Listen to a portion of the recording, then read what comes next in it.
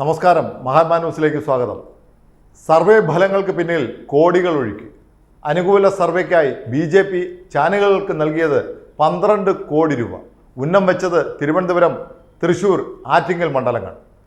ലോക്സഭാ തെരഞ്ഞെടുപ്പിൽ BJP അനുകൂല തരംഗം ഉണ്ടാക്കുന്നതിന് വേണ്ടി മലയാളത്തിലെ 3 വാർത്താ ചാനലുകൾക്ക് BJP നൽകിയത് 12 കോടി രൂപ. തെരഞ്ഞെടുപ്പ് പ്രഖ്യാപനം വന്ന ശേഷം പാർട്ടിയുടെ കേന്ദ്ര നേതൃത്വം ഇടപെട്ടുകൊണ്ടാണ് ഈ സംവിധാനം ഒരുക്കിയത്. മലയാളം വാർത്താ ചാനലുകളിൽ മുഖ്യമായ ഒരു ചാനലിന് നേതൃത്വം മുൻപ് കൊടുത്തിരുന്ന തിരുവനന്തപുരം മണ്ഡലത്തിലെ BJP സ്ഥാനാർത്ഥി രാജീവ് ചന്ദ്രശേഖരൻ കൂടി മുൻകൈയെടുത്താണ് പാർട്ടിക്ക് അനുകൂലമായ തെരഞ്ഞെടുപ്പ് സർവേ ഫലം തയ്യാറാക്കുന്നതിന് ഏർപ്പാടുകൾ ഉണ്ടാക്കിയത്. വാർത്താ ചാനലുകളായ മലയാളത്തിലെ 3 ചാനലുകൾക്കായി 12 കോടി രൂപ പാർട്ടിയുടെ കേന്ദ്ര നേതൃത്വം കൈമാറുകയാണ് ചെയ്തത്. 2 ചാനലുകൾക്ക് 5 കോടികൾ വീതവും ഒരു ചാനലിന് 2 കോടിയും തെരഞ്ഞെടുപ്പ് ഫണ്ടിൽ നിന്നും BJP നൽകിയത്. ഈ ചാനൽ മാനേജ്മെന്റ് സർവേ നടത്തുന്നത് സംബന്ധിച്ച് ആലോചന ആരംഭിച്ച അവസരത്തിൽ തന്നെ BJP നേതൃത്വം കാര്യമായ ഇടപെടൽ നടത്തുകയും പാർട്ടിക്ക് അനുകൂലമായ സർവേ ഫലം തയ്യാറാക്കി അവതരിപ്പിക്കണമെന്ന് അവകാശപ്പെടുകയുമായിരുന്നു. സർവേ നടത്തുന്നതിനും പരിപാടി അവതരിപ്പിക്കുന്നതിനും ഉണ്ടാകുന്ന ചെലവെന്ന നിലയിലാണ് 2 ചാനലുകൾക്ക് 5 കോടി വീതം ഒരു ചാനലിന് 2 കോടിയും പാർട്ടി നൽകിയത്. സാധാരണഗതിയിൽ വാർത്താ ചാനലുകളിൽ മുൻകൂട്ടിയുള്ള പല പ്രവചനങ്ങളും നിരീക്ഷണങ്ങളും അവതരിപ്പിക്കാറുള്ളതാണ്. ഇത് നടക്കാറുള്ളത് തെരഞ്ഞെടുപ്പ് പ്രഖ്യാപനം വന്ന ശേഷം വോട്ടെടുപ്പിൻ്റെ പകുതി ഘട്ടങ്ങളെങ്കിലും കഴിയുമ്പോഴായിരുന്നു. എന്നാൽ പതിവിന് വിപരീതമായി മലയാളത്തിലെ പ്രമുഖ ചാനലുകൾ പ്രചാരണം തുടങ്ങുന്ന ഘട്ടത്തിന് മുൻപ് തന്നെ സർവേ ഫലം പ്രഖ്യാപനവുമായി രംഗത്ത് വന്നിരുന്നു.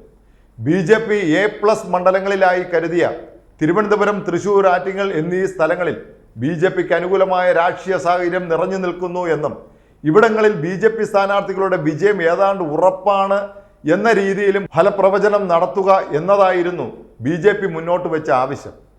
സർവേ ഫലങ്ങൾ അവതരിപ്പിച്ചപ്പോൾ ഈ മണ്ഡലങ്ങളിൽ BJP ജയിക്കുന്നതായി പറഞ്ഞില്ല. എങ്കിലും യഥാർത്ഥ മത്സരം UDFും BJPയും തമ്മിലാണെന്നും കടുത്ത മത്സരമാണ് നടക്കുന്നത് എന്നും അതുകൊണ്ട് തന്നെ വിജയം ആർക്കും പ്രവചിക്കാൻ കഴിയുന്നില്ല എന്നുമുള്ള രീതിയിലാണ് ഈ ചാനലുകൾ പ്രവചനം അവതരിപ്പിച്ചത്. ഇത് മാത്രമായിരുന്നില്ല. മുൻകാലങ്ങളെ അപേക്ഷിച്ച് കേരളത്തിൽ ശക്തമായ BJP അനുകൂല തരംഗം വീശുകയാണെന്നും 4 സീറ്റുകളിൽ വിജയം ഉറപ്പ് ആയിരിക്കുമെന്നും 5ഓളം മണ്ഡലങ്ങളിൽ 2ാം സ്ഥാനത്ത് BJP എത്തുമെന്നുമൊക്കെയുള്ള ഫലപ്രവചനത്തിനാണ് BJP നിർദ്ദേശം വെച്ചതെങ്കിലും ചാനലുകളുടെ ക്രെഡിബിലിറ്റി നഷ്ടപ്പെടാതിരിക്കുക എന്ന മാനേജ്മെന്റിന്റെ നിലപാടിന്റെ ഭാഗമായാണ് BJP സ്ഥാനാർത്ഥികൾ ഉറപ്പായും വിജയിക്കും എന്ന രീതിയിലുള്ള ഫലപ്രവചനത്തിലേക്ക് ചാനലുകൾ കടക്കാതിരുന്നത്. പ്രധാനമന്ത്രി നരേന്ദ്രമോദി തന്നെ ആവേശപൂർവ്വം മുന്നോട്ട് വെച്ച ലക്ഷ്യമായിരുന്നു തെക്കേ ഇന്ത്യയിലെ BJPയുടെ ക്ഷീണ അവസ്ഥ മാറ്റി 2 നമ്പർ MPമാരെ എങ്കിലും പാർട്ടി വിജയിപ്പിച്ചെടുക്കുക എന്നത്.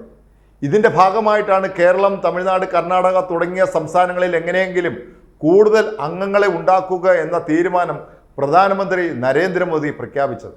ഇതിൽ തന്നെ കേരളവും തമിഴ്നാടും BJPയെ സംബന്ധിച്ചിടത്തോളം ബാലികേറ മലയാണ്. ഈ തെരഞ്ഞെടുപ്പിലെങ്കിലും ഒരു സീറ്റെങ്കിലും നേടി കാൽ തറയിൽ ഉറപ്പിക്കുക എന്നത് BJPയുടെ കേന്ദ്ര നേതൃത്വത്തിൻ്റെ വലിയ ആഗ്രഹമായിരുന്നു. ഇത് സഫലീകരിക്കാൻ വേണ്ടിയാണ് കേരളത്തിലും തമിഴ്നാടിനും വേണ്ടി കോടിക്കണക്കിന് രൂപ പാർട്ടിയുടെ കേന്ദ്ര നേതൃത്വം ഒഴുക്കിയത്. കേരളത്തിലെയും തമിഴ്നാട്ടിലെയും BJP സ്ഥാനാർത്ഥികൾക്ക് യാതൊരു പിശുക്കുമില്ലാതെ തിരഞ്ഞെടുപ്പ് ഫണ്ട് നൽകുന്നതിനും പാർട്ടിയുടെ കേന്ദ്ര നേതൃത്വം തയ്യാറായി. ഇതൊക്കെയാണെങ്കിലും വോട്ടെണ്ണി കഴിയുമ്പോൾ BJPയുടെ കേരളത്തിലെയും തമിഴ്നാട്ടിലെയും സ്ഥിതി എന്തായിരിക്കുമെന്നത് കണ്ടറിയേണ്ട കാര്യമാണ്. കേരളത്തിൽ ഈ തെരഞ്ഞെടുപ്പിലും BJP പച്ച തൊടില്ല എന്ന സ്ഥിതി ഉണ്ടാകാനാണ് സാധ്യത. ഉത്തരേന്ത്യൻ സംസ്ഥാനങ്ങളെ അപേക്ഷിച്ച് കേരളത്തിൽ BJP എന്ന പാർട്ടിക്ക് കുറേയൊക്കെ അണികളും പ്രവർത്തകരും ഉണ്ടെങ്കിലും ആ പാർട്ടിയുടെ കേരളത്തിലെ നേതാക്കൾ ഏതു കാലത്തും പരസ്പരം പോരടിക്കുന്ന കാഴ്ചയാണ് കണ്ടിട്ടുള്ളത്. ഈ തെരഞ്ഞെടുപ്പ് അവസരത്തിലും പല സ്ഥാനാർത്ഥികളും പാർട്ടി നേതൃയോഗത്തിൽ പരാതിയുമായി പറഞ്ഞതും ഈ വിഷയം തന്നെയായിരുന്നു. ഓരോ സ്ഥാനാർത്ഥികളും അതാത് മണ്ഡലങ്ങളിൽ പാർട്ടി നേതാക്കൾ ആത്മാർത്ഥമായ തെരഞ്ഞെടുപ്പ് പ്രവർത്തനം നടത്തിയില്ല എന്നും ചില നേതാക്കൾ തോൽപ്പിക്കാൻ വരെ ശ്രമം നടത്തി എന്നും പരാതി വരെ യോഗങ്ങളിൽ ഉയർന്നിരുന്നു. ഏതായാലും തെരഞ്ഞെടുപ്പ് വരികയും BJP കേന്ദ്ര നേതൃത്വത്തിൽ കേരളത്തിൻ്റെ കാര്യത്തിൽ പ്രത്യേക താല്പര്യം കാണിക്കുകയും ചെയ്തുകൊണ്ട് ഗുണം കിട്ടിയത് ഇവിടുത്തെ പ്രമുഖ 3 വാർത്താ ചാനലുകൾക്കാണ്. അടുത്ത കാലത്തായി സാമ്പത്തിക വരുമാനത്തിൽ വളരെ പിറകോട്ട് പോയിരുന്ന ഈ ചാനലുകൾക്ക് കിട്ടിയ ലോട്ടറി ആയിരുന്നു ഈ BJP ഫണ്ടും ഫലപ്രവചനവും മാറി എന്നതാണ് വാസ്തവം. നന്ദി.